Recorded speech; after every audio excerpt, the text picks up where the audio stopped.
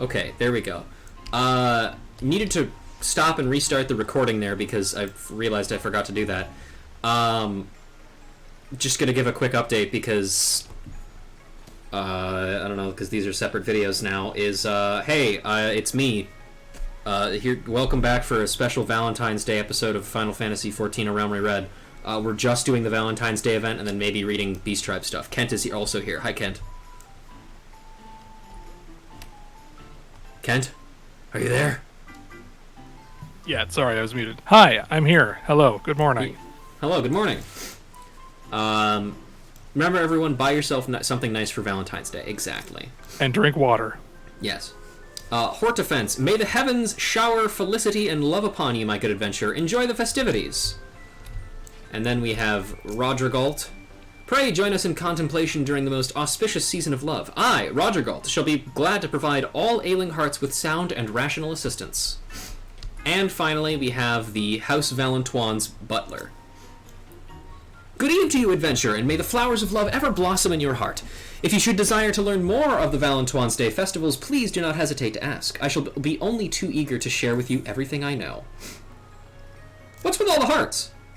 We of the proud Ishgardian House of Valentines spread ourselves across Eorzea this day in the hope that we may give budding sweethearts the courage to take their first steps forward. Hearts from across this fair realm torment themselves with unspeakable ardors, and thus we have crafted events to inspire even the shyest of souls to confess their hidden feelings. What is Valentine's Day? It is a time of celebration where we honor the life of Countess Arabelle de Valentine, a high lady of Ishgard, who struck out against her life of cosseted detachment and risked all in pursuit of a pure and all-consuming love. In the years after the Countess's passing, a tradition became established among the Ishgardian populace. Every year at this time would they strive to emulate her passion and her bravery by plucking up their own courage and bestowing a token of love upon the object of their affections. Once again, this is the second event, or not second event in a row, but the second event that is done by Ishgard where they're just like, we're spreading love and joy and happiness across Eorzea. And it's like, have you guys been to Ishgard? We're spreading love and joy and happiness across Eorzea. By the way, have you heard the good word of your Lord and Savior, the Dragon Pope? The Pope? Sorry, the not Dragon Pope.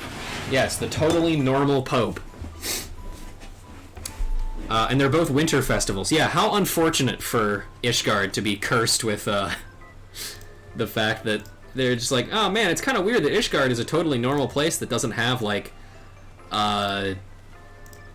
fucking snow anywhere, and then the calamity happened, and it's just like, oh, okay, cool. Who is Lisette de Valentine? Lady Lisette is a direct descendant of Countess Arabelle de Valentine, and her very image, both in beauty and in spirit.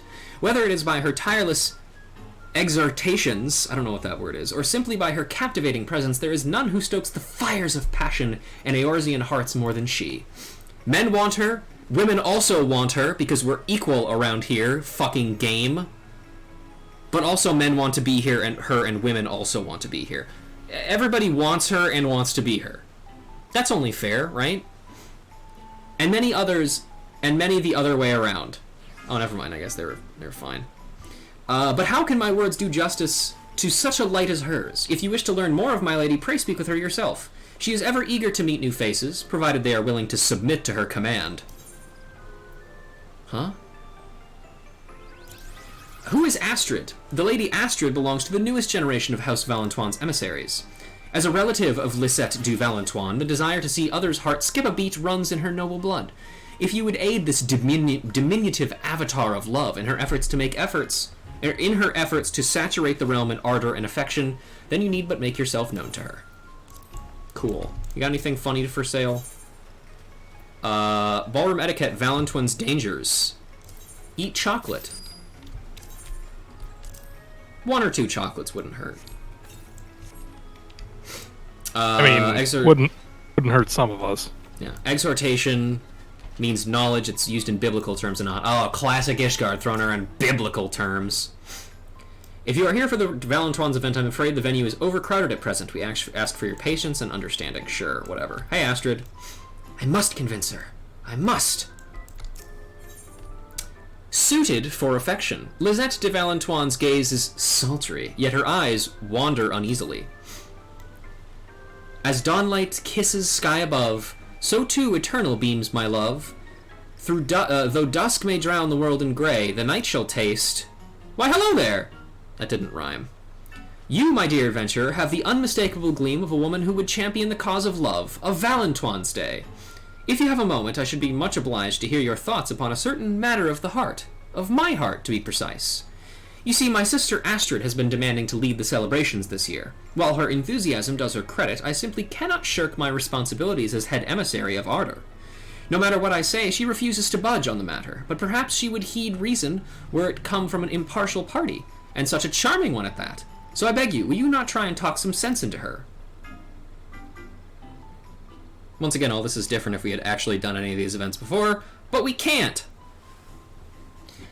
I heard what my sister told you, but I simply must be allowed to oversee the festivities this year. I have my reasons. Lisette herself has a love, yet she devotes all her time and energy to the happiness of others when she should be focusing on her own.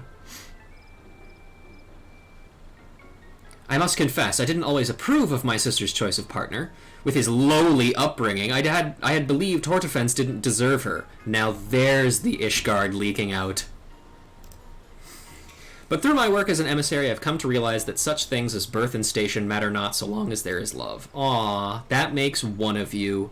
And you should be embracing this occasion to foster that love instead of worrying about others. Look here, Astrid. I appreciate your concern, I do, but the reputation of House Valentine hinges on the success of these celebrations. As lady of the house, I've labored to ensure that everything has gone smoothly, year in and year out. Failure is not an option. You understand this, yes? I know this full well, sister, and I won't fail us. I even have the assistance of our new emissary in training. What do you think, adventurer? I say leave it to Astrid, and if it would make you feel better, I'll help too. Will this emissary in training spend more time helping, or, you know, training? Ruja would definitely not think that saying that she would help would make people feel better, because it probably wouldn't.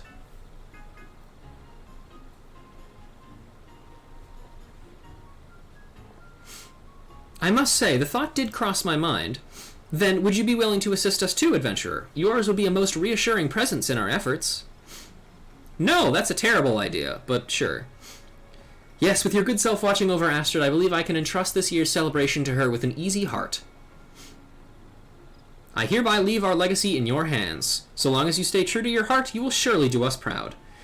And even should something go awry, fret not. There is little I cannot fix with my indubitable charms.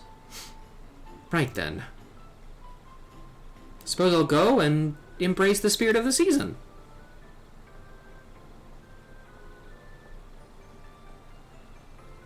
Whew! With Lisette gone, we may finally begin our work. Speaking of which, I must immediately impose upon you. Originally, I was meant to make the rounds with Emile, our new recruit, to advertise the event we shall be hosting later on. However, now that I have officially assumed my sister's responsibilities, I'm required to remain here at her post. Might you accompany Emile in my stead? Sure, look at all these military badges that I have. They're not there just for show. Thank you. Pray wait a moment while I fetch her.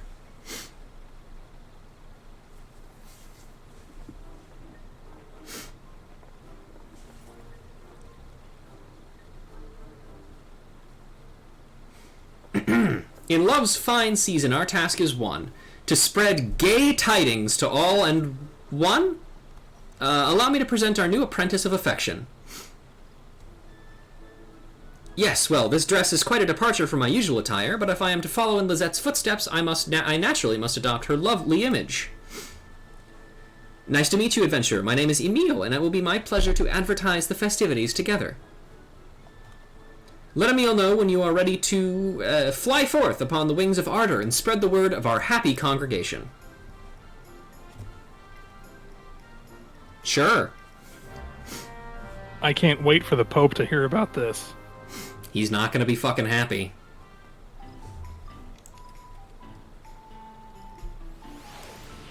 Astrid? Go forth, my sweet cherubs of passion. Deliver your message of love, and return hither once you're done. Shall we be off, then? This is my first time promoting an event, and I'm not certain how to start talking to strangers. May I ask you to take the lead? Sure. Thank you. I'll be sure to observe you closely. Now then, shall we first head to the Leatherworkers Guild? I dare say some folk there will be interested in our event. A random bionicle fact? You got it, Chief. Let's see. What do we got here?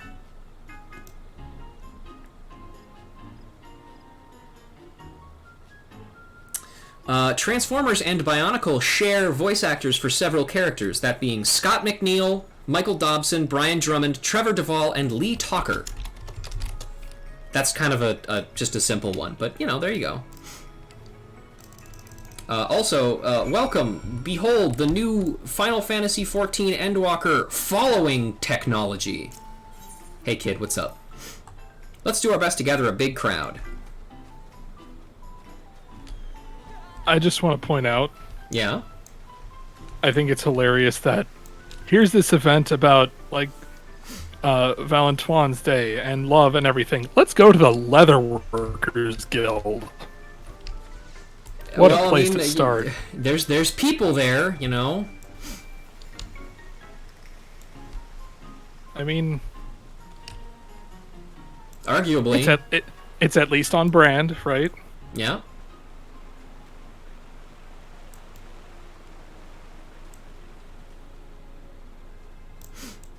And as we can see, we have entered the talk square.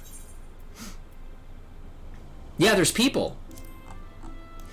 Look, you can just see the atmosphere, the amphitheater from here. Not really. I simply love Valentine's Day. The soft colors, the hearts, the adorable costumes. I'm so glad I found the courage to ask Lizette if I could become an emissary. It's nothing short of a dream come true. Idle resident. Looks like I'm early. Wonder if there's something to do to pass the time. Come and celebrate Valentine's Day with us, or hearken thee, for Valentine's Day, that grand celebration of ardor and affection, is come once more. I feel like if Ruja tried saying that, she would absolutely fuck it up and say arbor and affection, and it would still land. Yeah, because it's Gridania. Fun fact, there was a third option if you finished Shadowbringers. A third option in what? Like those three there? Or like a third option when you were talking to Lizette or whatever? Oh yeah, right, Lolly-Ho is the text option, right, of course, yeah. Amazing! I can imagine Lizette herself delivering such a delightful invitation. Valentine's Day celebrations are being held at Miketo's Amphitheater. There will be costumes and merrymaking and a special congregation wherein participants profess their love.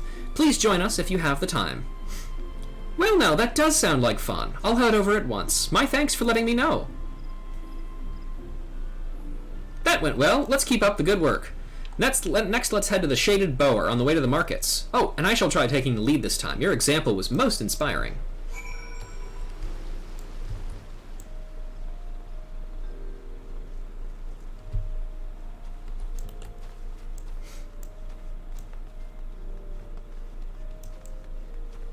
Good old Gridania.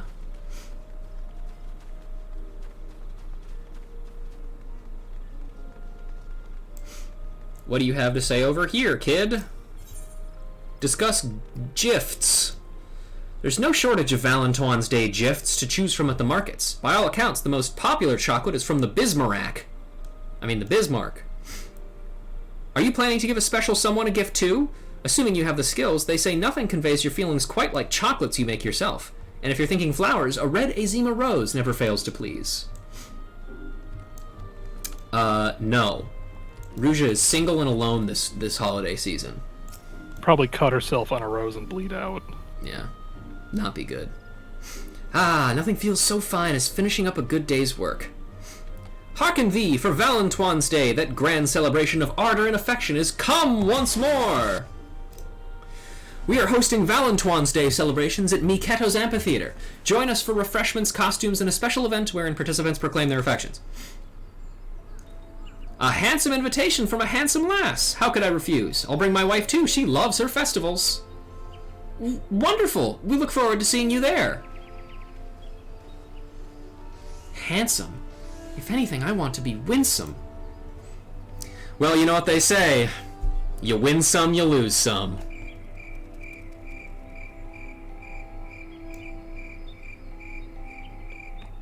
No? Whatever. And I'll you just have to hand try some. harder next time, I suppose. Well, let's make our way through the ebony stalls into the Centaur's Eye.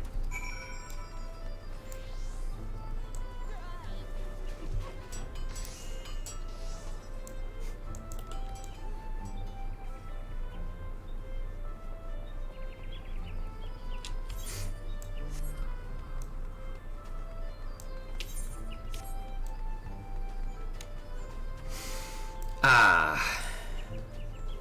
The beauty of Gridania shrouded in fucking fog. How romantic. Yep, the fog of love. Discuss the Centaur's Eye. This is my brother-in-law's shop. He proposed to my sister on Valentine's Day, and they've been inseparable ever since. That's interesting. I don't think there's any actual further stuff in here, but I'm guessing her brother-in-law is probably Leopold here. But fog is romantic? It's just like in Persona 4.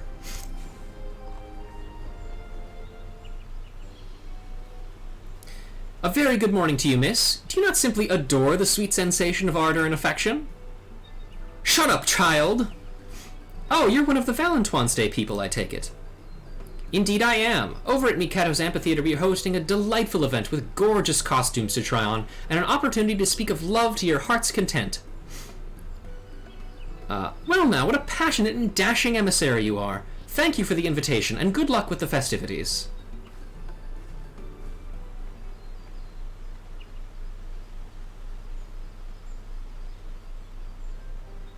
Dashing? I know it was said in kindness, but I just... No, this is no time to complain, not when Astrid's trying so hard to do her sister proud.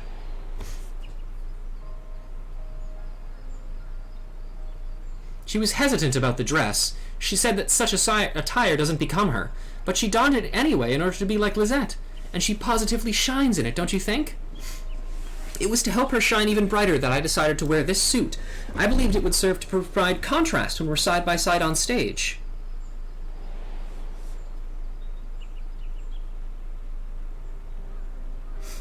But this simply isn't me. I've always preferred to look ladylike, adorable, and being called handsome and dashing reminds me how far from myself I am right now. And I need to persevere. I know this. It isn't the time to be selfish, and yet this is so stupid. Just fucking switch clothes, you idiots. Does Rather Dashing make an appearance? Sadly, no. He's busy, trying to get the Trog sword. I don't think having preferences is selfish, and I'm sure Astrid would want you to feel comfortable. Yeah, I don't think having preferences is selfish, idiot.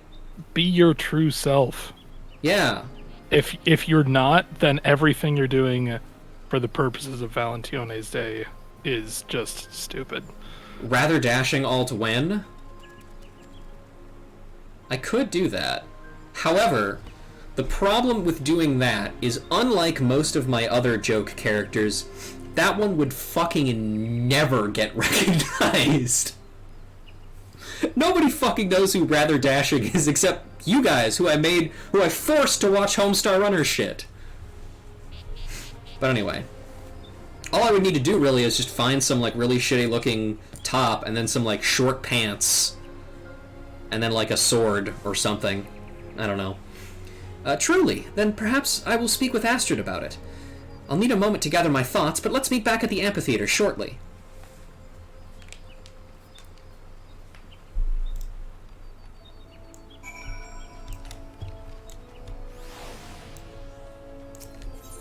The Glade shirt at the saucer. I don't remember what the Glade shirt looks like. I'll have to take a look at it.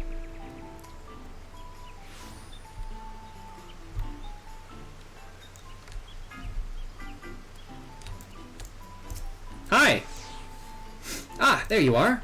I tried gathering my thoughts, but I still don't know how I should broach the subject with Astrid. Nevertheless, I'm determined to speak with her, and I would be grateful for your presence.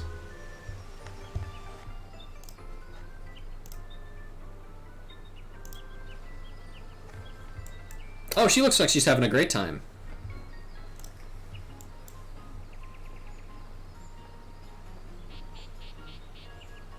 Welcome back, my messengers of messages.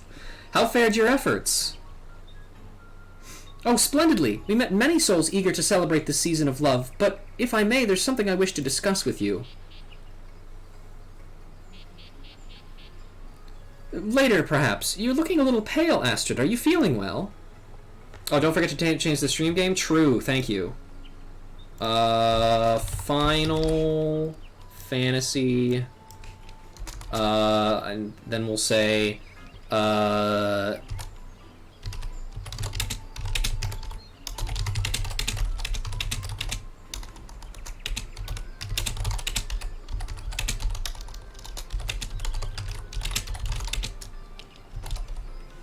okay, there we go. It should be changed now. Thank you for reminding me. Ow! My leg! Anyway. Oh, fret not, Emile. I am simply blanched with anticipation for today's most lovely events. Piqued with pleasure, as it were. Weak with, I mean. Oh, who am I fooling? The truth is, people have been bombarding me with compliments on my appearance. Every second person says that I look sweet or adorable, and it's been positively exhausting. Damn, that's the exact opposite problem that our other friend here has. Maybe you two idiots should just switch clothes. For fuck's sake. Now! As a daughter of nobility, I know I ought to desire such praise. Beauty and grace are highly commendable virtues in our circle, after all. But one day I met a knight, a fellow daughter of a noble house, and I found myself drawn to her strength and gallantry. You can be a lesbian, girl. That's fine. Our famous ancestor, Countess Arabelle, was also a skilled warrior, you know. Alas, I've never had the physical disposition for such a rigorous calling. And though I find comfort in incorporating the spirit of chivalry into my guise and mannerism, if I'm to be an emissary worthy of succeeding Lisette, I must accept the attire that comes with the position and set aside my own preferences. Emile would be happy to trade outfits with you. Embracing one's own self-preferences is also an expression of love. Self-love. Ruja would never talk about self-love. Absolutely not. Yeah, just trade outfits, idiots. Ooh, ah! What are you doing? My thoughts! Must gather my thought! No, shut up. Change outfits now. Astrid, I know your feelings all too well, for I have them too, though in reverse to you. I find it uplifting to be called sweet or adorable, yet I feel anything but in this handsome suit. As emissaries of love, our duty is to help people embrace their hearts. But how are we to do this if we don't embrace our own, if we don't love ourselves and pursue our own happiness? You're right, Emile. You're absolutely right. There I was, chiding Lisette for ignoring her own happiness. Yet here I am, guilty of doing the very same thing. In order to become a great emissary like my sister, I had believed that I needed to emulate her completely. But that isn't the case. No, as my sister herself advised, I need to stay true to my heart. Only then can I hope to become the best emissary that I can be. Were it not for your encouragement, Astrid and I might have continued to be miserable, trying to be someone we're not. Thank you for helping us be true to ourselves. Yeah, no problem, you funky little lesbians. You go. Come, Emile, let us trade outfits at once.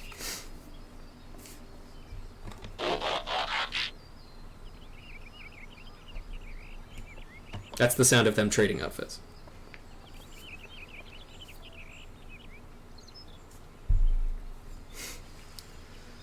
Wow, they wear the same size and everything.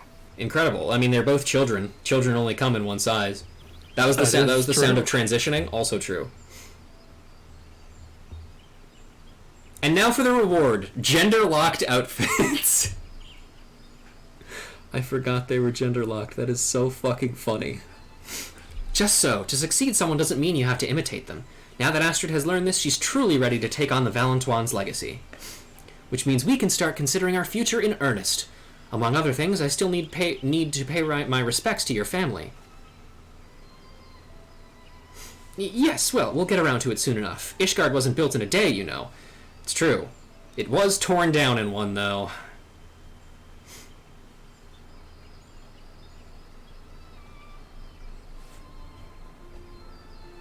We did it.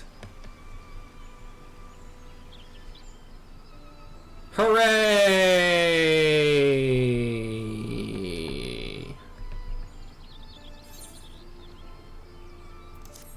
Yay! You did it. Wahoo!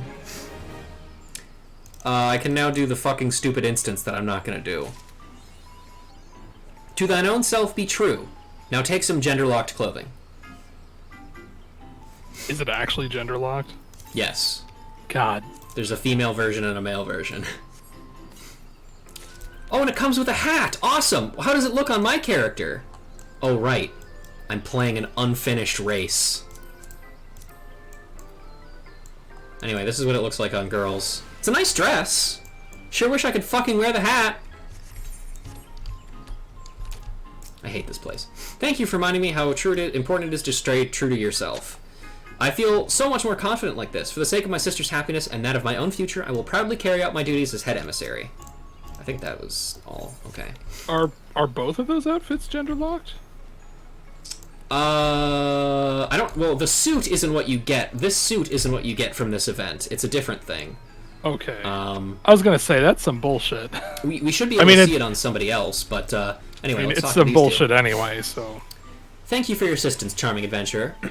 By your stalwart support, the lovely Lisette has relinquished her post without any regret. From now on, it's Astrid's era. I can hardly wait to see the celebrations of ardor and affection she has in store for us. Yes, I know. I'm gonna do that, Otaku. I just wanted to talk to these two first.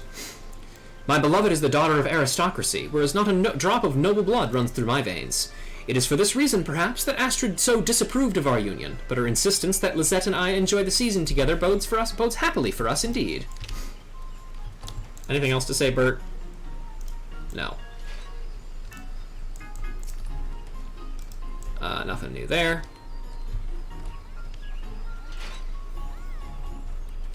Frankwit is wearing the Glade tunic. Alright, let's take a look at Frank. There he is. Ah, that's what it is. Okay. I'll have to take another look at Rather Dashing's incredibly blocky sprite in Trogdor. That costume there, I helped design it, you know. That's incredible, Taggy!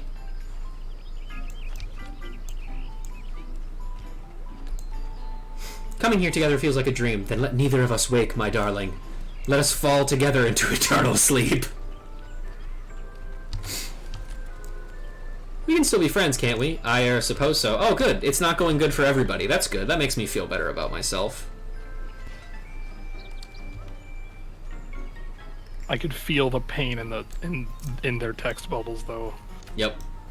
The day's crowning event is about to begin, adventurer. Folk from all walks will speak of their greatest love while dressed in the latest Valumtimes gender-locked fashions. You'll be staying to watch, of course. Sure.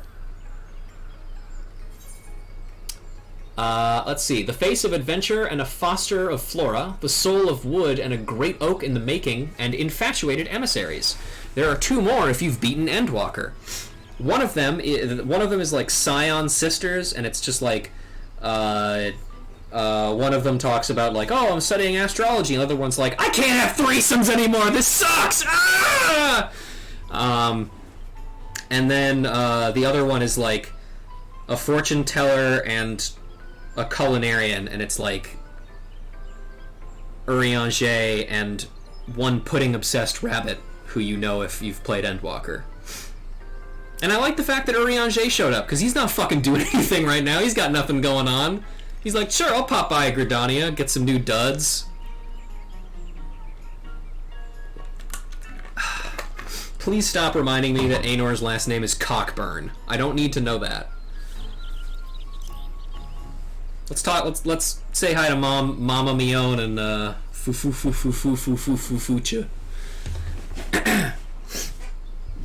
Please give a warm welcome to Gridania's very own Mother Mion and Fucha.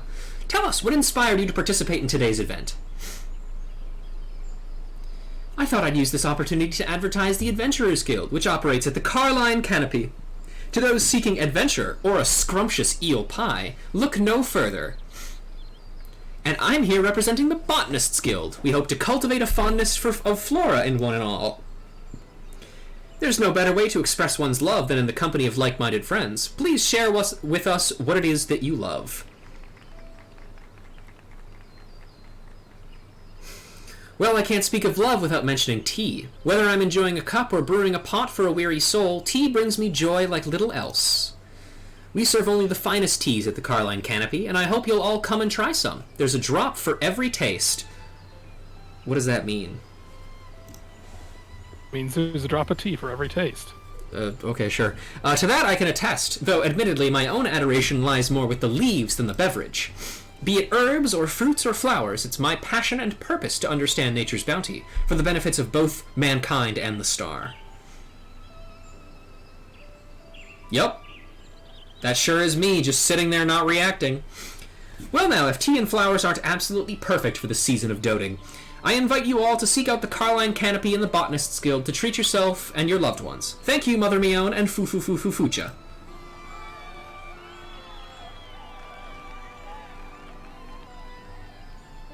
I would expect that Mione would probably have a pretty good relationship with just about everybody in Gridania. The soul of wood and a great oak in the making.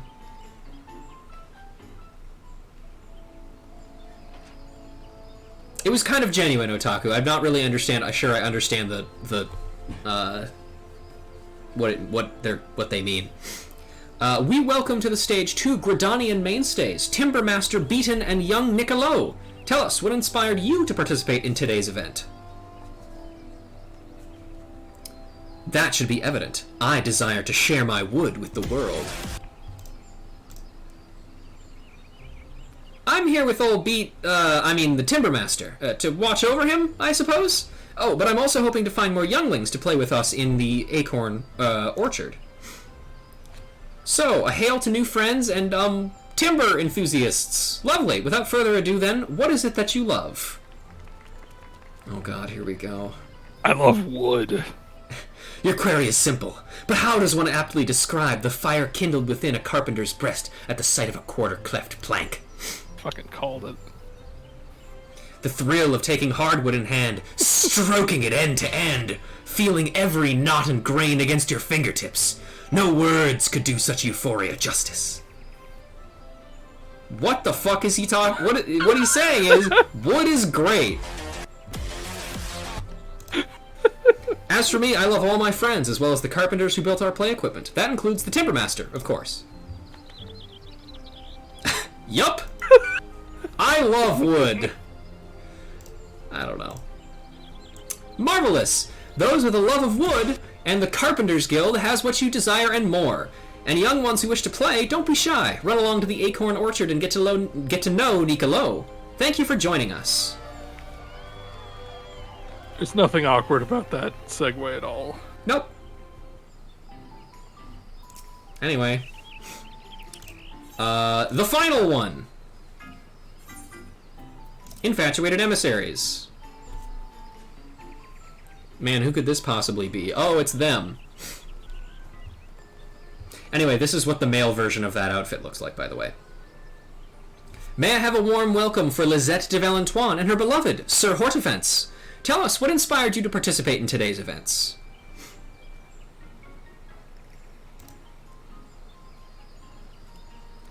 Well, I could hardly forego this splendid production of ardor and affection hosted by my very own Emissaries of Love.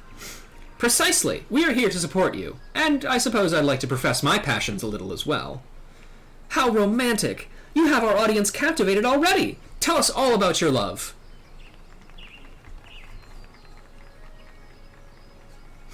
Well, my love, my angel is... Oh, how am I to aptly summarize such feelings? Ever since my darling Lisette, my goddess, first descended upon me as I lay collapsed among the pillowed drifts, I knew that I could never love another. Even now when she gathers me into her milky arms, I... Look at her face. Look at her face.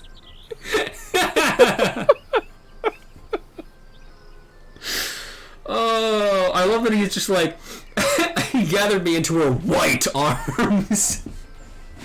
Damn, this bitch is white. Happy Black History Month, everybody. What are you doing, saying such embarrassing things out loud? And what's even worse is I don't dislike it. When you bare your heart to me like that, it makes me think of all I'd like to bear in return. What does that mean? Oh boy, here we go. In public, you two? Look on my face. Just, okay. And we seem to be out of time. Prepare if these two love doves can consider their conversation somewhere private. Get off my fucking stage. Thank you very much.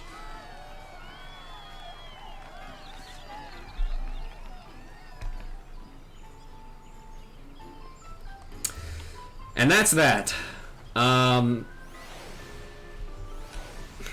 One other funny thing, by the way, is when you see the one that's of the Scion sisters, where Aenor talks about how she can't have threesomes anymore. She's of course talking about brotherly love, which we'll get to see more of that. Well, actually, we don't know who Aenor is yet, but we'll get to that eventually. Regardless, after she finishes talking about how she wants to fuck two brothers at the same time, and then collapses on the stage in despair, it goes back to Astrid and Emil, and they're like, that was cool. I didn't really understand what she was talking about, but give it up for the sisters, I guess. And it's like, yeah, it's probably good that you guys don't know what's going on. No banjos. They would probably just both be fucking her, not each other, at the same time as her. Anyway. Let's see.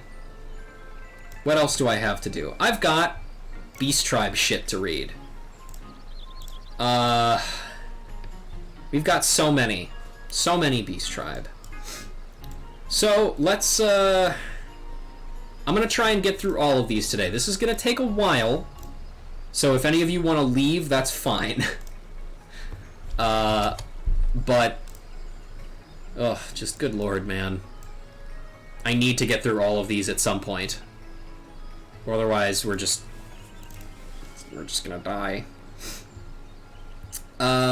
So we're gonna begin with a meal fit for a Fugleman,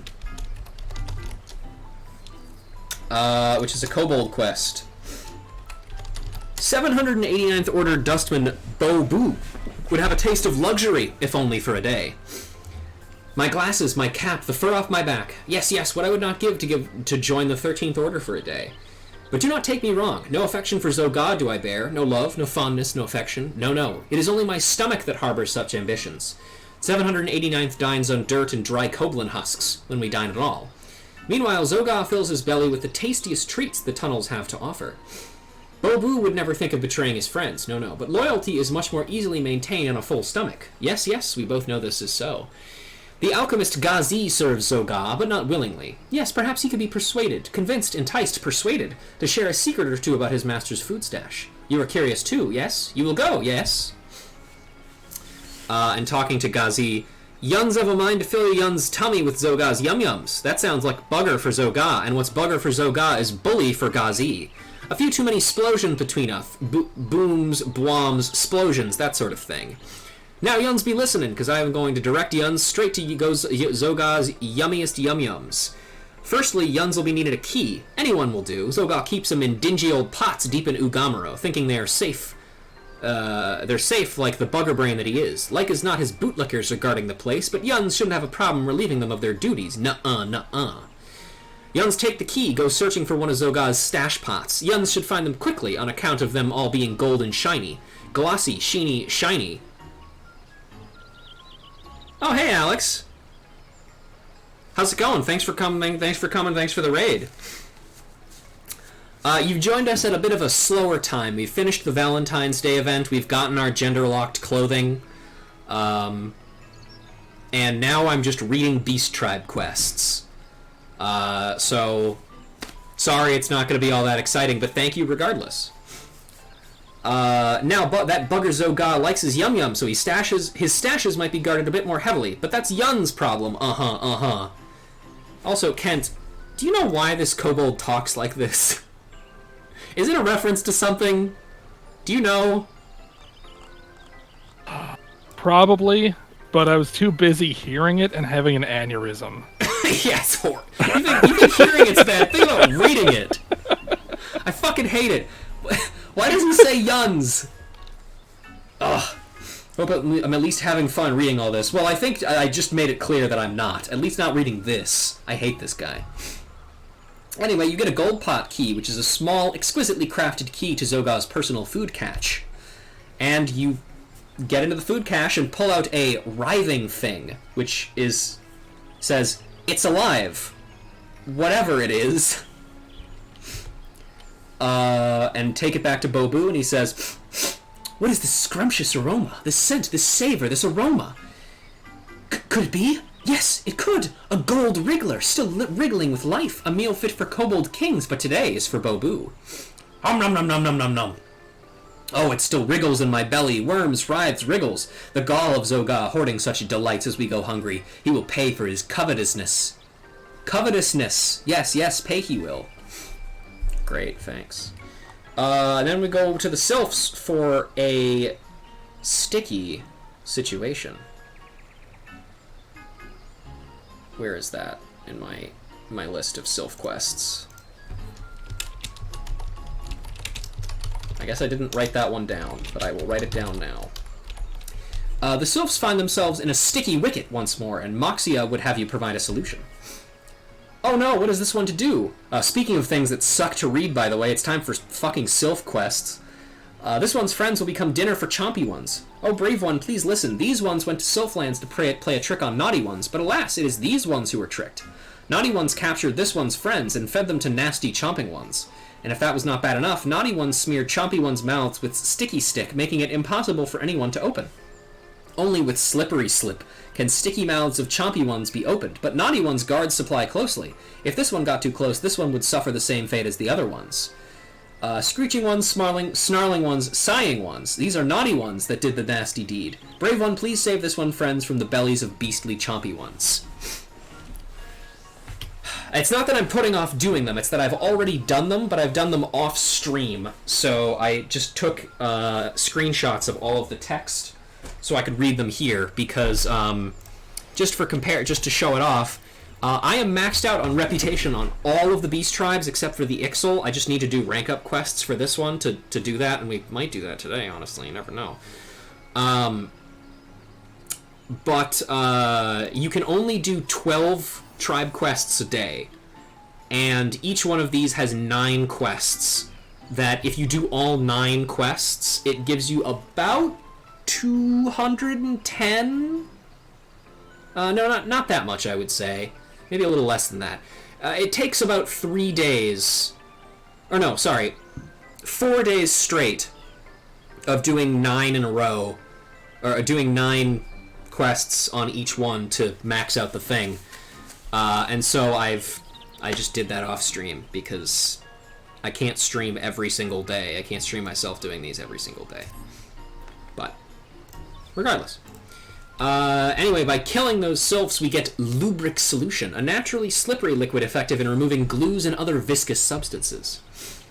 As you get the sylphs out of the chompy ones, they say stuff like, "Phew, I thought this one was chompy one food for sure. This one is alive. Walking one has this one's thanks. And ick, look at all the sticky stick. This one needs a wash." Returning to Moxia, they say, "Sticky ones have returned to Little Solus safe and sound. Thank you, brave ones. Sometimes this one wishes that these ones needed to eat. Then these ones could chomp down on chompy ones to return the favor. Teehee." Next, jumping around again, because of alphabetical order, we have an enthralling engagement with the Sahagin. Sue needs your help to prevent more needless conflict. The Serpent Reavers have been seen in the spawning grounds, herding prisoners to the water's edge. I do not doubt that they mean to offer the captive souls to the Lord of the Whirl. This act of drowning our enemies provokes the most volatile reprisals from the Shorewalkers. I suspect we might react in a similar manner were our kin forced to worship one of your finless gods. Needless to say, avoiding such reprisals is the very reason you must free as many of these prisoners as you can. It is possible the ceremony has already claimed a number of the Shorewalkers. Should you find any drowned among the captives, do not hesitate to strike, because they surely will not. And sure enough, 4 of the 5 people that you are attempting to save are all drowned at this point, and say shit like, "Guide my blade, Lord Leviathan. Also fear the divine ruler of the sea. Lord of the World, your humble servant draws blood in your name. And then the last one that you get just says, hey, you're not one of them crazy-eyed reavers. I thought me luck had run out, but I'm more than happy to be proven wrong. Tide Gates, here I come. And when you return, it is a strange thing to be allied with these tattooed shorewalkers. Though the reavers revere the same deity as we, there are many differences in the way we express our faith. I hear that even among the finless ones, there was once a religious sect that promoted the worship of Lord Leviathan and a fearful respect of the sea. Many serpent reavers are said to have been fervent believers of this creed and willingly joined forces with our tribe. But now they force their beliefs upon unbelievers and drag victims kicking and screaming into the fold. Is it any wonder that our conflict with the Lamentsons worsens every passing day? That's a really interesting note, by the way, to say that, hey, used to be that there was a Lamentsons sect that actually did worship Leviathan, but presumably since relationship with the Sahagin got so much worse, that is no longer the case. Or all of the people who were part of that sect became serpent reavers and started tempering people. One sec, I'm taking a drink of water. Make sure to hydrate, everybody. Yep, make sure to hydrate. Oh yeah, this is just a fate called An Inconvenient Truth, which I believe is in southern Thanalan. Yep. A unit of well-trained Amalja known as the Gore Horde has been dispatched from their homeland on Pagalthan with a single purpose: to lay waste to the close-lying Uldan settlements, intercept the unit, and wet the sands with beastman blood. And then we have the Kobold quest, Angry Acolyte. I like that one. It's a funny name. 789th Order Dustman Bobu would soothe the flames of a certain acolyte's ire. You must listen. Our dig is in grave peril. Danger. Risk peril. Zoga. No, our own acolyte's fury do we face. Bago's rage seethes, simmers, smolders, seethes, threatening to raise us all. What angers Bago so? I do not know. No, into the flames of his anger I dare not go. But you, yes, you may face the fires and emerge unscathed. Intact, unharmed, unscathed. And Bago says, Flame will devour owl. Swallow, consume, devour. Neither friend nor foe. No, none shall escape my rage. My beauties, my poor, poor beauties. My most dazzling, magnificent, ravishing, dazzling beauties have been spirited away to Zoga's loathsome forge, where they toil and trouble in ignominy. Zoga must pay for this. Yes, Zoga must suffer. It may not be possible to bring back Bago's beauties whole, but they can at least be used to leave a present for Zoga. A gift, a memento, a present. Bago's beauties rage and seethe from within Zoga's fiery prison. You will free them, yes, and channel their rage to Zoga's most precious machine works. You will move quickly, hastily, speedily, quickly, or you will be the one to suffer their wrath. Hee, ha, ha, hoo, hoo. But then you will still not be done. Again must Zoga be made to suffer. Zoga's furnaces once numbered 2 will number none. Nothing, none. Bago will reunite with his beauties, and all will be quiet and calm, yes. Or you will fail, and the mountain will fall to Bago's wrath. Crash, crumble, fall. And then, you have to do, a running quest of, taking a bomb and running it over to a thing. You have to do that twice. I hate this quest. And you get a Mark II Limpet Bomb core, which is a glowing Petrus mask that functions as the primary power source for a Mark II Limpet Bomb. Return to Bago with the cores and say, You return with the cores that make up Bago's beauties? Yes, for your own sake, I hope you do. As lovely as ever you returned to Bago, and you left a lovely gift for Zoga. Yes, you did. But what are you still doing here? Can you not see that my beauties demand my attention? Go play with Bobu and leave me. Be gone! Get out! And Bobu says, You need say nothing. No, Bago's words are heard even here, much to Bobu's comfort. My master's rage cools from a boil to a slow burn, a simmer. Bobu will stay away for now, just to be certain. Safe, sure, certain. For when angered, Bago is more fearsome than 100, 1,000 of Zoga's strongest. Bobu's heart rages with the anger of 1,000 of Bago's beauties. Zoga will pay for angering my master, for putting all our lives in danger. Good old Bago. Next we have Bane of the Barbs from the Sylphs. Moxia would have you see to some foul inhabitants of the forest. This one takes one's eyes off touched ones for one moment, and what do touched ones do? Plant stinky ones all over hanging barbs. Trusted one knows stinky ones, yes? Stinky ones bite and gnash and spit sickening spores to boot. Nasty things those ones are. What's more, touched ones have trained sticky ones to attack walking ones on sight. Is there no end to those ones' mischief? No, these ones are not safe with stinky ones lurking about. Will trusted one squash stinky ones so these ones can play in barbs again? Stinky ones are no match for trusted one, this one knows. You kill them in return. This one is glad to see trusted one safe. Stinky ones are no more. This one knew that trusted one could be trusted. Tee-hee. This one knows not what touched ones are thinking.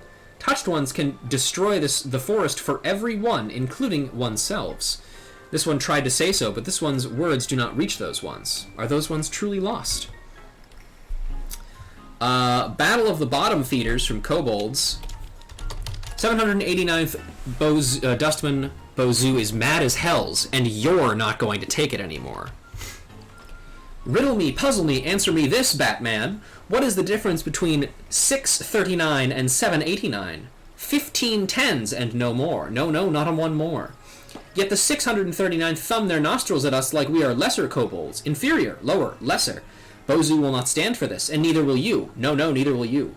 You must give the 639th blustering boss a good pounding. A hammering, a battering, a pounding. You will find him around Iron Lake, though you may have to beat up a few of his men to draw his attention. Yes, that is the way. And when you do draw the guy, he says, you'll answer for this overdweller, yes, you'll pay. And then you kill him. And return to Bozu. Smashing, bashing, dashing work. Now those cretins know that 15 tens make no matter. No, what matters is how strong an adventurer you know. Just watching you makes me feel strong, sturdy, stout, strong enough to pummel that puffed-up taskmaster myself. But I will let you do it. Yes, it hurts much less that way. Thanks. Boar Wars from the Sylphs. I guess I don't have that one written down either, but I don't know why. Moxia looks at you pleadingly, a tear welling in her eye. Oh, Trusted One, please forgive this one. This one has a difficult favor to ask of Trusted One. For many years, these ones kept a great tusked one named Caffrey as a pet. Caffrey is strongest of tusked ones, gives these ones many a great joy at tusk fighting festivals. Alas, Caffrey has escaped these ones' care and now charges madly across Sylphlands, turning fearsome tusks on all in one's path. Is this tusked one's doing, or did Caffrey tire of these ones' company? This one cannot say. This one does not want to harm tusked one, but Caffrey must be stopped. Will Trusted One perform sad deed? And you do the fate, which is, I think, just called What a Bore, which I think we've read already. And you get Caffrey's tusk, a bloody tusk taken from the savage Caffrey. Ah, Trusted One. Tell this one, is Caffrey no more? Trusted One broke off a tusk and Caffrey ran away squealing. These one's tusked friend still lives. Oh, this one could not have hoped for happier tidings. I guess we don't actually kill it then. Is it too much to hope that Caffrey will return to these ones someday as a gentle one? This one can but dream. Cleaning the Air, also from the Sylphs. Moxia laments what has become of the once pristine forest. Once touched ones were kind like these ones. Now fear of walking ones and steel ones has clouded touched ones' eyes. Touched ones plant stink clouds to keep intruder ones out of the forest. Stink rots the forest and warps the hearts of the trees, four-legged ones, and even touched ones themselves. Touched ones are killing the forest, but touched ones do not see. This one once planted fresh blooms to heal the forest, but touched ones have grown too strong and too many. Brave one will do what this one cannot, yes? Plant fresh blooms where the breeze will carry clean, sweet air through the Sylphlands. But be wary, touched ones like to chop down fresh blooms, so brave one must chop up touched ones before doing the planting. Tee-hee. And you get some moongrass, which is a sweet-smelling plant with delicate flowers that blossom only when kissed by the light of the moon. And you return. Welcome back, brave one. Touched ones are sad ones, does brave one not think? So long have touched ones lived in darkness and stink that light and sweet blooms become scary to those ones. It will not be easy to bring these ones back home, but this one must not give up. It is these ones' good fortune to have a trusted friend. Contents unknown for the kobolds. Greed and envy go together like canker and mange, and Bogu has a mind to scratch both itches with a little help from his friend. Shiny things have they in the 13th Order dig, nice things they hide from the rest of us. Surely this is not right, no. There are watchmen in the 13th Order, Zogar's favorites, much loved by the Fugelmen. Yes, these watchmen have hidden pretty things in the workshop. Alluring, inviting, pretty. Silver pots they are, absolutely oozing with worth and gorgeousness, and watchmen conceal them. How suspicious and ungenerous. The adventurer must seize their contents and teach Zoga a lesson. Yes, yes. 13th Order Alchemist Gazi, my favorite character, will guide you. Yes, yes, Gazi was the one who saw the silver pots. Yun's got designs on the 13th workshop. Bogu thinks there's treasure in those silver pots I spotted. Gems, exotic potions, treasure, that sort of thing. Go and bugger up the place good now. And you get 13th Order treasure. Whatever this small package contains, it was clearly valued highly by the formidable Fugelman Zoga. What is a Fugelman, by the way? Does anybody know? I'm gonna go look it up right now. What is a Fugelman? Fugelman. A soldier placed in front of a regiment or company while drilling to demonstrate the motions and time. So a leader, an organizer, or a spokesperson. Sure. Yes. Someone who mans the Fugel. Yep. Got it. An important Makes job, you complete know. Sense. Fugel manning. Yeah. Gotta work the Fugel. You can't have a Fugel unmanned. It's true. Adventure. Oh, adventure. Did you find shiny things? Yes, there are precious silver pot contents in our hands. Hern and Ha and Hem. This is alchemical. Yes, yes. But beyond that, Bogu is knowledgeable, but not an expert in alchemy. No, no. What exactly this is, I do not know. What is it worth? Worth hiding, stashing? What is it worth? Worth hiding, stashing, secreting, hiding. So worth a lot. Yes, yes. Nobody likes to miss such a thing. The loss of these mystery packets they will bemoan. Anything that vexes Zoga gladdens us. Elates, heartens, gladdens. 13th Order sounds dangerously close to something else Square owned, and I wince in fear if the lore is equally as convoluted. The reason why the Kobold Orders are named, and this has kind of gone into in the Kobold quests. One second, I'm taking a sip of water.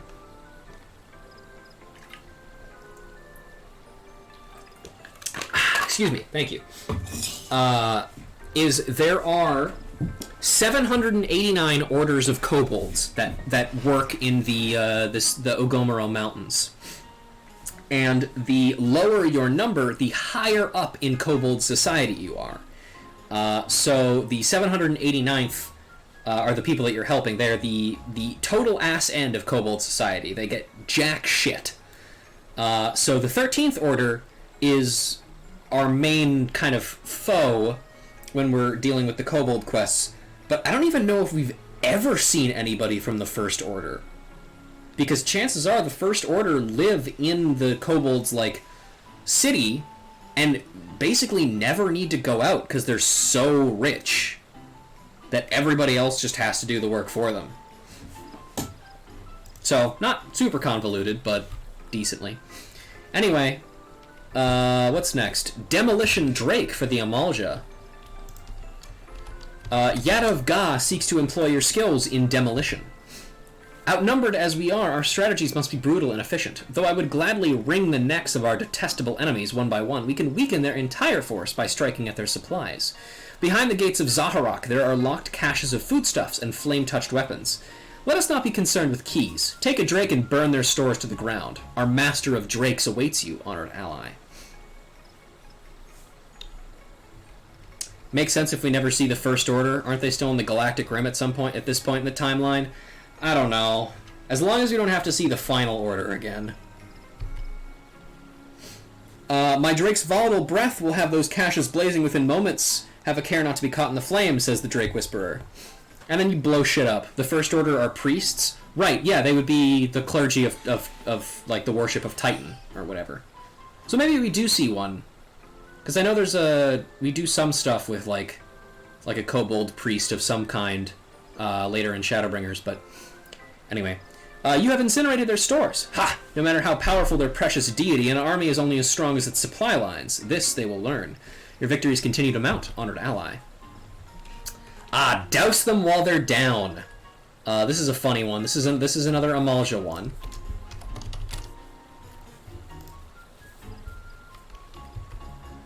Do you know, honored ally, what is most distasteful to the Amalja? Simple water. As a people with an affinity for flame, we require very little of the liquid compared to other races. In fact, ingesting too much water can be as deadly to us as imbibing poison. Among the Amalja, any who drinks water in excess is considered a fool, and in the same vein, dousing an opponent with the substance constitutes the gravest form of humiliation. Have you perhaps divined my intent? I mean to subject the Flame Fangs to the most crushing manner of defeat. Their flickering spirit for battle will not withstand the insult you shall deliver. Seek out the strongest Flame Fangs in Zanarok, and at the moment they bow to your superior might, pour upon their heads a deluge of freezing water. Flask of water. To many Eorzeans, water is a welcome sight in the desert. To Amalja, it is almost anathema. And as you perform the Ice Bucket Challenge on the Flamefang Ravagers, they say shit like, "Oh, was that water?" Like, what, did you just fucking pour a glass of water on me? And damn you, the shame of it. You seem surprised, honored ally. Did the intensity of their reaction surprise you? You may as well have soaked them with burning oil, such was their shame. The mood of our camp is much lightened thanks to your deeds, though we could not witness their defeats directly. Such victories do much to improve morale. Damn, imagine accomplishing that much by just forcing them to hydrate. Yeah, it's fucked up. Speaking of which, I'm gonna hydrate right now. Hell yeah. That's some good shit right there. In southern Thanalan, we have a fate called Downwind. Pack of violent sandskin pastes has been drawn to Little Alamigo by the stench of the latrine pits, which surround the Mesa Caves the Alamigan refugees call home. While many of the settlers can hold their own in a fight, the sheer number of pastes may prove too much for the encampment. Then we have Elite Beating. You guys ever play Elite Beat Agents? From the Amalja. Not that Elite Beat Agents is from the Amalja, but this quest is. Yadavga is eager to seize upon his foe's miscalculation. Honored ally, the greed of our foes has led them into a grave error. In his frantic quests to gather victims for tempering, Zagaz Tet has allowed certain of his personal bodyguards to join the Flamefang's raiding efforts. Never again will his elite soldiers be so vulnerable. I urge you to strike now and remove these pieces from the board. You will find the high-ranking lancers and archers prowling the canyons of Zaharak, awaiting the call to action. Spare these fools neither words nor mercy. This day is a day for blood. May the fortune of battle be upon you. You've dealt a telling blow, honored ally. The enemy has been deprived of his sharpest fangs, but the wounded cur is the most like to bite. Be on guard and be prepared to move at a moment's notice. Sorry, what were you going to say? Now I'm just wondering if doing an Elite Beat Agent stream would be possible, or if that is DMCA hell. I don't know. Because, like, I know some of the music, at least, is licensed. And it also depends on if you're playing, like, the English version or the Japanese version, because they're completely different. Interesting. Well, by completely different, I mean Elite Beat Agents was very specifically made to bring Osutatake Oendan to worldwide audiences. They have the same gameplay, but that is literally it. Can't be as DMCA heavy as Brutal Legend, though? That's true. I don't think anything can be as DMCA heavy as Brutal Legend. The DMCAs on Brutal Legends are, as one might surmise, pretty brutal. I agree. With an umlaut. We have the Sylph quest called Feed Me. Tanaxia fears for the fate of her fellow Sylphs. Will this one never see dear one's friends again? Walking one, listen. Touched one's played terrible, terrible trick. Tricked scary gape maws into swallowing this one's friends whole. Poor, poor ones. Walking one must save poor ones before they become dinner ones. Sweet smell of sap will open Gape Maw's big mouth. Walking one, please save this one's friends from belly of trouble. Get some sugary sap, which is sap harvested from a young tree. Exudes a sweet fragrance that is strongly disfavored by the fearsome Gape Maw plant.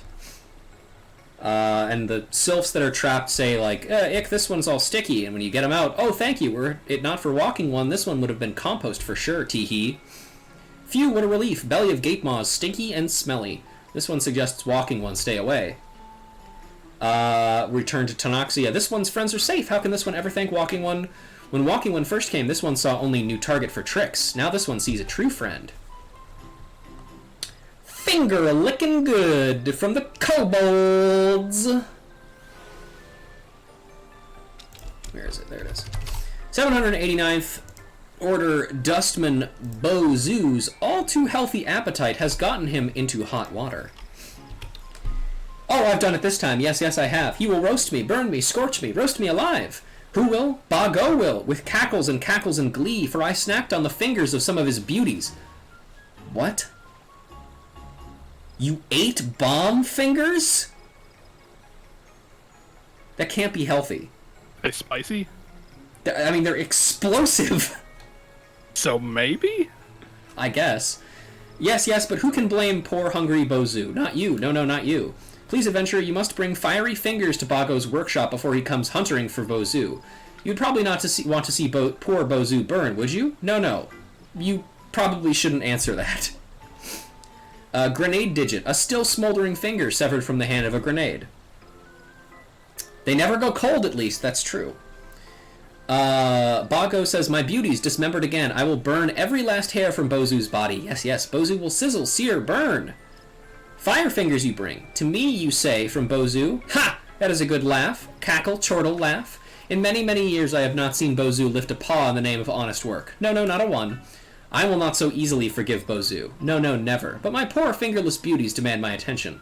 Deliver to Bozu a warning, a caution, a threat, a warning. The next time he snacks in my workshop will be the last. Bozu says, oh, thank you, adventurer. Bago said, what? Tell me, you jest, joke, tease, jest. Bozu has learned his lesson. Besides, fire fingers are not so easy on Bozu's belly. No, they make Bozu's belly burn. Oh, okay, so he did actually, like, get hurt from it. That's something. Yes, Bozu's mind understands, but will his belly listen? This Bozu does not know.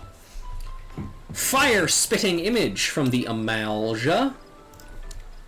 Yadav Ga means to make use of the nature of the Amalja's blessings against them.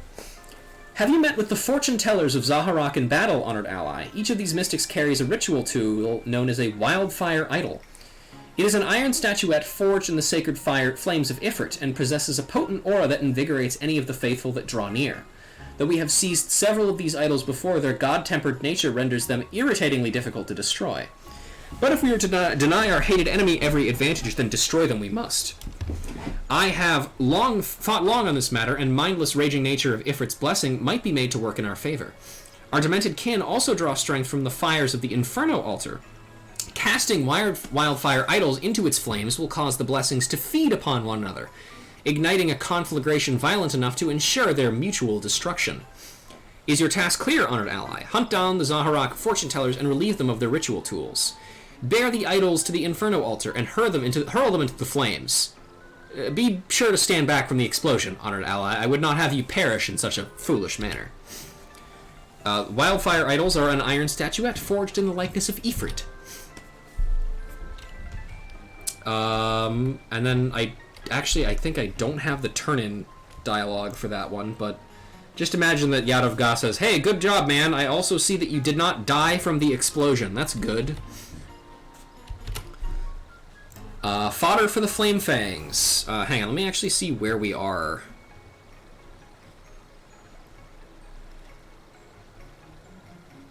Okay, I have an idea of where I'd like to get to, and then I'm probably gonna stop because I'm dying.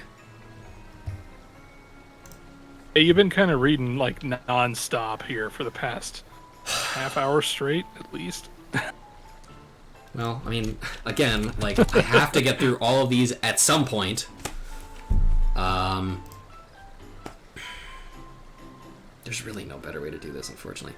Fodder for the Flame Fangs. It's a Amalja one. Yadav Ga requires your skill at subterfuge.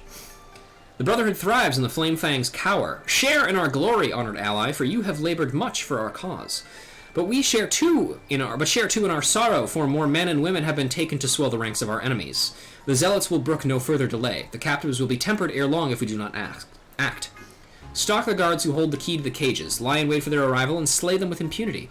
When finished, move with all haste to free the captives. Let not the Flame Fangs delay you, for every second is precious. This occasion calls for subterfuge, not bravado. Slake your bloodlust another day. Get cage keys. It's a key to an Amalja-made cage. Crazy. Freeing the captives, they say stuff like, bless you, miss, bless you. I'll kill them all, I swear. They will fools to cross an Alamigan. That guy probably got himself recaptured. And I never believe I'd... Thank you. Yadav Ga says, when you return, there is no honor in facing a mindless slave in battle. That you have spared us this loathsome task is of great comfort to me. The cowardice of the Flame Fangs is beyond all measure, beyond all forgiveness. That they offer themselves willingly is pathetic. That they sacrifice others is sickening. Forged in Flame from, guess what? It's the fucking Amalja again. Naurouge Beau is troubled by reports of frenzied nighttime rituals. Every evening after the sun has sunk low below the horizon, there have been frenzied activity at the chief Zanrock altar. Our scouts report that some manner of ritual involving a growing number of well-crafted weapons. Considering the single-minded ambitions of our enemies, I assume they are attempting to imbue these armaments with the blessings of their god. We cannot allow such weapons to be brought against us. Though I would sooner smash their tainted altar into 1,000 pieces, I will settle for wresting from them the efforts of their misguided prayers. Honored ally, would you undertake this task and seize these flame-sanctified weapons from the stores of our twisted kin? Once we have unlocked the blessed armaments in our possession, our mystics will unlock the secrets of their power and learn how to dispel the enchantments. This new threat will not long plague us. Flame-sanctified weapons are a weapon enchanted with the searing flames of Ifrit. And now Rougebau says when you return, Honored ally, I trust you have returned with the armaments of our foes. Yes, the heat of their searing enchantments is palpable even to a simple warrior such as me. Ha! The lengthy nighttime rituals of the Zanrock Amalja has come to naught. Rest now, warrior, you have done well. Friends in low places with the kobolds. The tunnels are teeming with a few too many of Zogar's followers and flunkies for the 789th Order Dustman Bobu's liking. Zogar is not so great, not so high, not so mighty, not so great. No, Zogar himself is no stronger than me or you or I. So why does Zogar get his way, you say? An astute question. Sharp, keen, astute. Zogar has many friends in Ugamaro. Lackeys, minions, friends. Yes, powerful friends. When Zogar says dig, they say how deep. When Zogar says kill Bobu, they say how dead. Without his friends, Zogar will be a shadow of himself. A husk, a shell, a shadow. 789th will have a fighting chance. Yes, we will. So you kill, return, and Bobu says somewhere. Zogar clenches his fist in rage. Anger, fury, rage. Yes, you have done well. Well, you have done. The revolution begins. Begins slowly but surely. Soon Zogar will stand alone, abandoned, adrift, alone, and we will have our revenge. Yes, revenge will be ours. Full of rigor mortis. I think this is a Southern Fanland fate. Yep. To survive, an iron tortoise must consume 3 times its weight every sennight. Is that like a fortnight? But not? I don't know. Something like that, yeah. These dining habits can put a tax on local foliage and transform a lush oasis into a barren wasteland in a matter of moons. To prevent further desertification of southern Thanalan, the iron tortoise population must be thinned. Fulminating furnaces from the funny kobolds. The rapidly burgeoning bomb population has Bobu concerned for the safety of the tunnels. Great balls of fire, gas, and smoke. Blast and boom and burst they make, and there is no end to them. Zogar's alchemists have built a furnace. Yes, a furnace foul. Bombs, and more bombs it belches forth. Bago's bombs are friendly to us, yes, blowing off only the occasional finger. But Zogar's creations have tempers foul, cruel, filthy, foul. I am scared to draw near for fear of losing more than a finger. Yes, a paw, an arm, a head. But Bago will know what to do. Yes, Bago always knows. And so he does. Not all explosives are created equal. No. Bago's beauties heave at the sight of Zogar's hideous creations. Retch, spew, heave. Bago's whiskers get singed, yes they do, and Bago loves his beauties even more. You would squelch the ugliness at the source? Be a friend to beauties in Bago. Easily this is done. The furnace needs only a good smashing, a crashing, a thrashing, a smashing. But you will be an even greater friend to Bago. Yes, you will scour the embers and slay. Scour, you will, until you meet the most dazzling beauty of all. You will take her arm, no questions asked, and deliver it to Bobu. Why to Bobu and not to Bago? Because Bago is busy, occupied, engaged. Busy! Bobu will hold it for me, quietly, until I ask, or he will burn for the bother. Now go, and ask no more questions of Bago. And sure enough, you get a glowing bomb arm, the still shimmering arm of a newly birthed bomb. Bobu says when you return, many burstings and blastings Bobu heard. Is Zogar's bomb-belching factory no more? A sign of success, triumph, victory, success? Yes, less bombs a blasting pleases, Bobu please us all. A present you would entrust to me, meant for Bago? Ah, you are kind, yes, kind indeed. I will deliver it to our resident genius, straight away, with speed, yes, all speed. Bobu, your loyalty is laudable, commendable, praiseworthy, laudable. Gladly, yes, gladly will Bago take you as his apprentice. Yes, Bobu can hear his words now. fungal foulness for the sylphs. And I think this is going to be the last one we do today. Ponyxia has a dirty job, but someone has to do it. Touched ones are making a stink again, planting stink spores around the sylphlands. The stink spreads, trees wither and die, and these ones' forest friends turn sick and angry. If someone does not put a stop to this, the forest will soon be uninhabitable by anyone. Brave one must slice up stink spores and save this forest from a foul fate. And then you do it.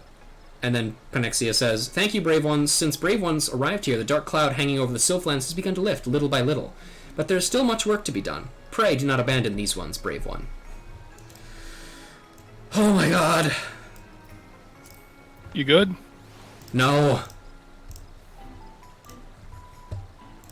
But, well, I just want you to know that your next main scenario quest is reminding you to hydrate. You're right, it is still waters. I'm gonna take a sip. Here I go.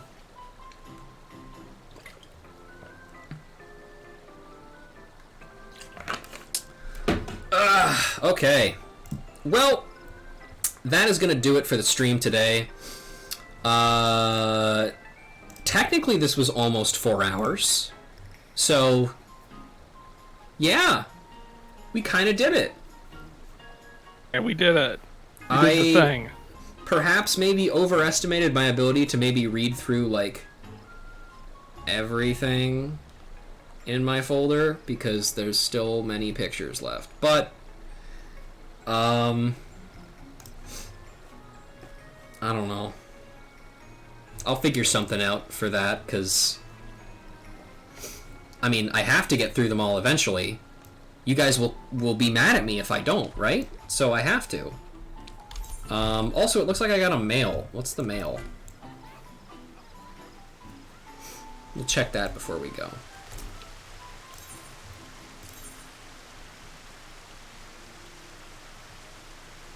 Palace of the Dead flooring. Thanks, bees. I will do that. But I'm not going to show it on stream, because I'm not going to show my character's room until it's ready. I can't wait. It's going to be stupid. Anyway. I'm going to go ahead and switch over to this here. Hey, everybody. Thank you again very much for watching. Thanks for sticking with us, or for watching us play River City Girls, and then sticking with us through this. Again, I apologize for the kind of slow nature of the end of it there, but I don't know. That's just the way it is. But again, no fucking idea when the next stream is going to be. I will try and announce it ahead of time.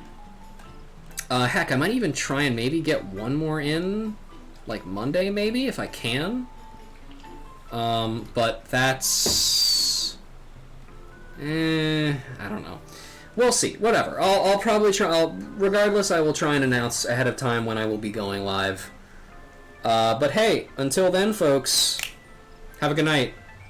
And I need to go drink some fucking water for like hours.